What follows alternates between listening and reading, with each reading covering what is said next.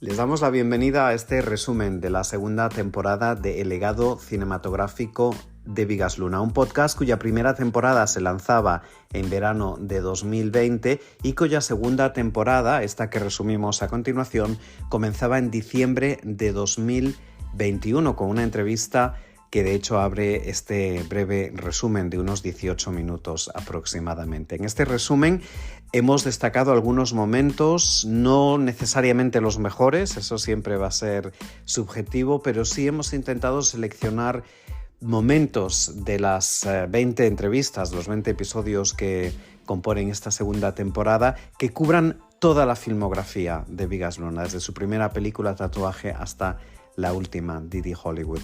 Hablamos con especialistas en Bigas Luna y también miembros de la industria del cine español que colaboraron con él a lo largo de toda su carrera.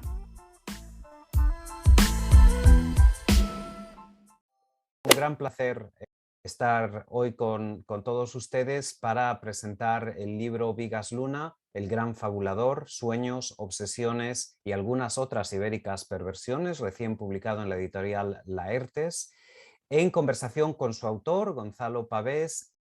De las figuras clave, yo creo que irrepetible, también original y única, del panorama del cine contemporáneo. Este cineasta catalán, para mí, desde luego, no es un cineasta cualquiera, porque su cinematografía realmente está marcada por un sello personal que es bastante identificable.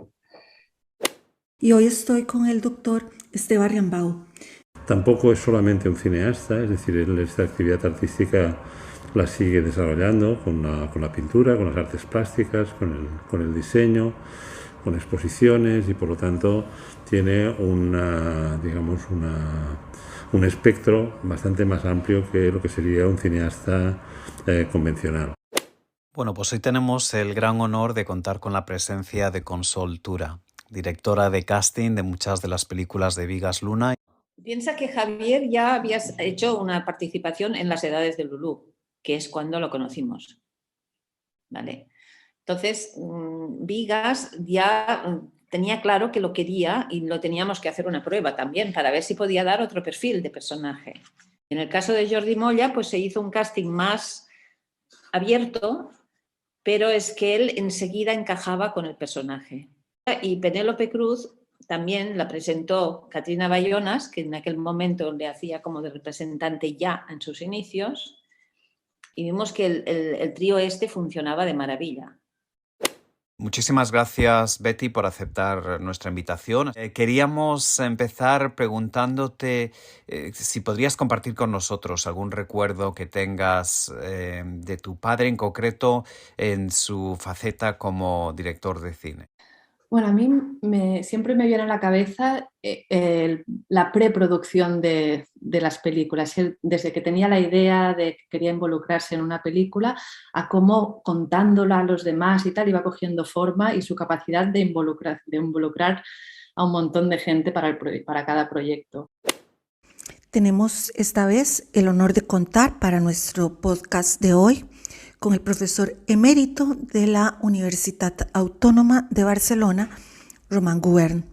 Su primera idea era hacer una película basada en Vázquez Montalbán. Dice, mira, como no estoy muy seguro, pues es un novelista consolidado, reconocido, y bueno, empezaré por Vázquez Montalbán, bueno, como tú quieras. Y entonces se lanzó con Bilbao, caramba, Bilbao fue es una obra maestra. Bilbao es una obra maestra, punto, ¿no? Hoy tenemos el gran placer y honor de contar con la presencia de Carmen Chávez Gastaldo, una guionista de cine que además trabajó con Bigas Luna en sus últimas películas en vida. Pues había una chica que iba a su casa a trabajar que se llamaba la Juani, y entonces yo empecé a comentarle cosas. Pues mire, esta chica, pues qué curioso que le pasa, hace esto y me ha contado no sé qué y tal.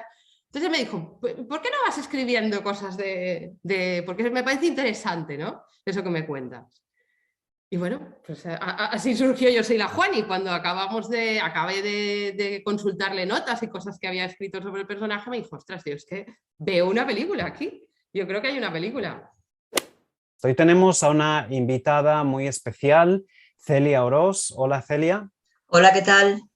Celia, esposa de Vigas Luna y colaboradora en muchos de sus proyectos, aparece también en el documental póstumo Vigas por Vigas. Lo de pintar le relajaba mucho y le permitía tocar la materia, es decir, él siempre dijo que las películas, mejor dicho, que los cuadros enfrente de las películas tenían la ventaja, entre comillas, de que los podía tocar, ¿no? Podía tocar lo que ponía, la materia que ponía, o las hierbecitas que les incluía, o las tintas con las que pintaba, o las infusiones de té que también lo hacía, o un pintalabios, o cosas así. Eran cosas tangibles.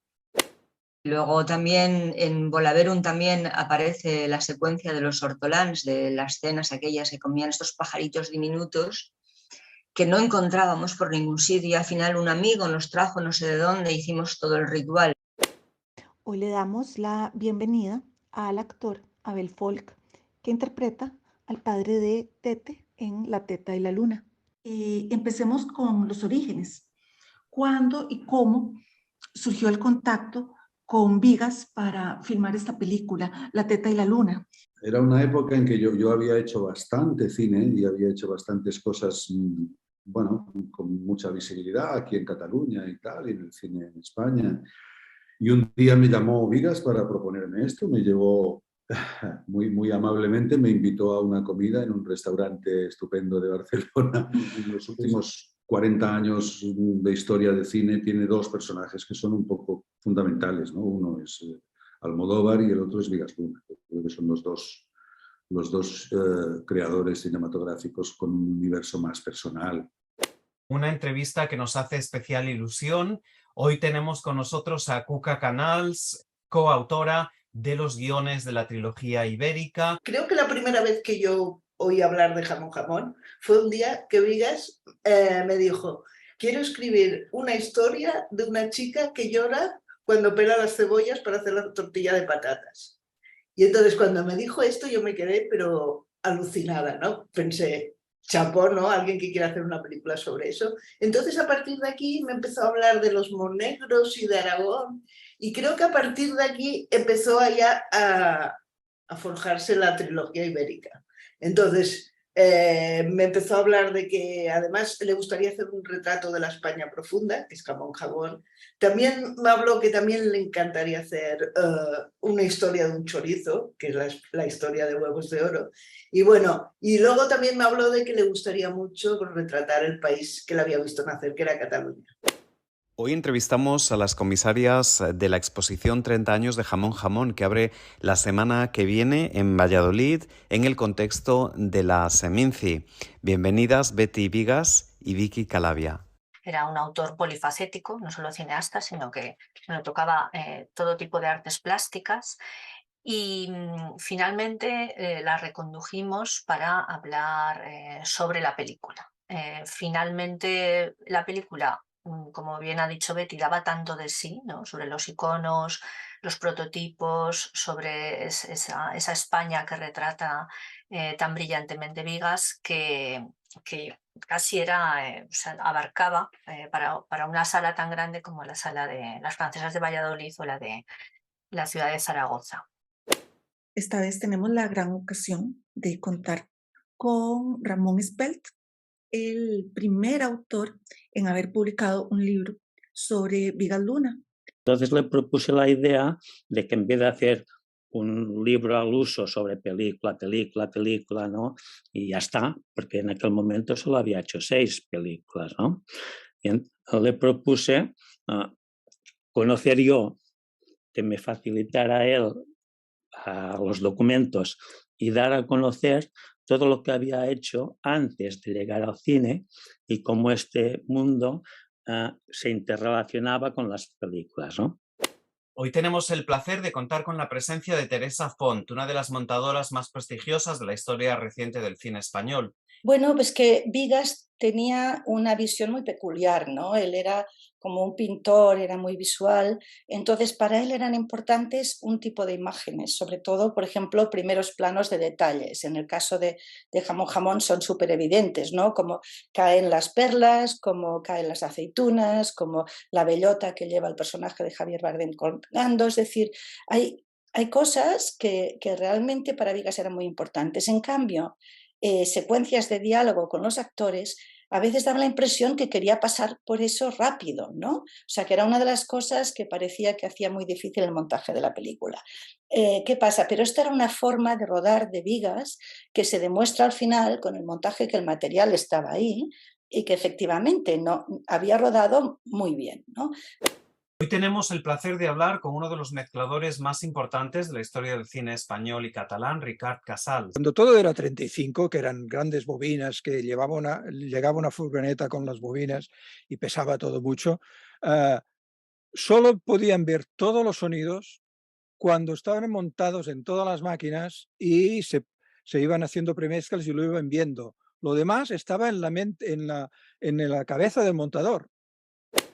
Bueno, hay dos detalles de angustia. El Dolby Stereo permite que tengas 3 canales en pantalla, izquierda, centro y derecha, o sea, llenas toda la pantalla, y después un canal ambiental que normalmente es por detrás y por los lados, que es ambiental, que no debería tener mucho un sonido importante.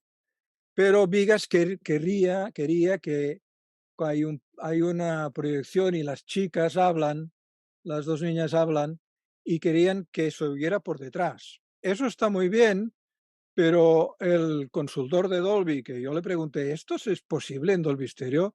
Digo, sí, no hay problema. Pero el problema es que tú en el cine, si está bien decodificado la mezcla, sí lo oyes detrás, pero cuando esta película pasa por televisión, el canal que le llamamos surround, el canal surround, queda eliminado por un tema técnico de cómo está pensada la matriz de codificación de este sistema. Queda eliminado. Yo he visto alguna vez esta película en televisión y no se oye cuando hablan. Hoy tenemos la suerte y el honor de conversar con Anastasi Rinos, montador de películas clave. Durante el montaje de la famosa escena de Isabel Pisano, colgada de esas cuerdas y rasurada, ese ritual, era claro que cuando estábamos entrando en ese territorio, en el guión ya era claro, y luego en el montaje todo fue todavía más, que estamos entrando en un territorio en el que realmente no se había entrado prácticamente nunca o casi nunca. Evidentemente se ha producido muchísimo cine y ya se había producido mucho hasta el año 77, 78, y por lo tanto sí que es muy arriesgado decir que no existía ningún material de este tipo que no fuera pornográfico. No, existía y se habían hecho. Por el montaje existe un efecto que se llama el efecto Kuleshov, ya inventado hace muchos años, redescubierto hace muchos años, en los años 20, en el que sabemos que combinando la causa y el efecto en planos sucesivos, el público asume que de algún modo lo que está viendo, que es el plano del perro, está de algún modo connotando aquello que acaba de ver, que es lo que sea. Un cuerpo desnudo, una agresión, y el público de alguna manera carga con ese peso al plano del perro, aunque el perro esté en un plano absolutamente neutro, es decir, está con una mirada neutra, una actitud neutra, pero en cambio el público le parece que en el contexto en que está montado está reaccionando a aquello. Con lo cual ese efecto Kuleshov en este caso evidentemente nos ayudó mucho para generar esa sensación de que el perro estaba realmente actuando, y eso es lo que se usa normalmente cuando se monta con animales. O sea que no, dificultad, no, poquitas, no. Es un gran placer dar la bienvenida a nuestro podcast al director Javier Gutiérrez. Como te digo, pasan los años y no se me olvida. Y cuando pienso en Vigas, es verdad que hay mucha gente que a lo mejor lo tiene más presente en su vida por la última época, ¿verdad? De cine un poco más conocido, que tuvo más entrada en los Goya, más taquilla, pero para mí siempre Vigas, cuando escucho de él y tal, siempre me ha remitido a la película de Angustia. Santiago Garrido Rúa, nuestro invitado de hoy. Hola, Santiago. Me acuerdo siempre el primer día del taller, que también para mí era una experiencia nueva, de ir a Reus, que era una ciudad que no conocía. Cuando lo vi a Vigas, con su elegancia, él tenía una cámara digital, una Sony pequeñita de esa época, colgada en el cinturón, y automáticamente me dio la sensación de estar frente a un artista que se manejaba con lenguajes múltiples, no solamente con el cine. Empezó el primer día del taller con ciertos rituales, así como estos rituales vitales que tenía, como entrar piedras que había recolectado en el mar esa mañana y ponerlas en el escritorio, y crear ya como un ambiente que no existía en ese momento, que yo no conocía. Y ese fue el primer día de entrar al mundo de Vigas, ¿no? Hoy tenemos el placer de entrevistar a Chu Oroz, colaborador habitual de Vigas Luna y encargado de la creación creativa de películas clave de su filmografía. Habían cosas tan simpáticas como, por ejemplo, que de repente, después del famoso Hola, ¿no? El Hola al mundo, llegaba una invasión de multihombres grano de arroz, hombres mejillón, mujeres gamba, o sea, que iban a centrar y formar una gran paella, ¿no? Entonces, esto es el factor común, ¿no? Estábamos trabajando y en Jamón también aparece la gran paella, la paella. Claro, al final estamos siempre con el espíritu deportivo o no deportivo, pero el mensaje os lo podéis imaginar, ¿no? Que es brutal, el que aparecen 50.000 actores, ¿no? Que forman una paella en el centro del estadio. Le damos la bienvenida a Carolina Sanabria, que es profesora catedrática en la Universidad de Costa Rica. ¿Cómo llegaste a Vigas Luna? Fue la camarera del Titanic. Me encantó la historia, la recreación tan diferente de la otra película del Titanic. Me encantaba Olivier Martínez y Aitana me parecía que estaba perfecta. Como además venía de terminar estudios en filología, estaba iniciando labores académicas y el argumento de la película se centraba en la construcción de historias y la ambigüedad de contar, quedé absolutamente fascinada. Mencionabas a Didi. Hay continuidad, en realidad, no solo con la Juani, sino también con el resto de su universo femenino, porque continúa desarrollando la idea de la mujer dueña de su vida, que entronca también con Lola, que tiene que ser un balance entre lo que desea y lo que otros desean de ella. Pero no solamente a nivel argumental está esta relación, sino a nivel visual. Por ejemplo, lo vemos al inicio con las bragas que cuelga Didi y que remite a Son de Mar, el pintalabios rojo que recuerda a varias, y en particularmente a Lola, de nuevo Lola. Y no solo el personaje, a mí también me llamó mucho la atención la vuelta que supuso a Estados Unidos y que tuvo que haber implicado para Vigas también, haber regresado a España después de haber vivido una etapa tratando de tener éxito. Termina su carrera, sin saberlo por supuesto, como Didi, y a partir de su vuelta a España es lo que lo consagra.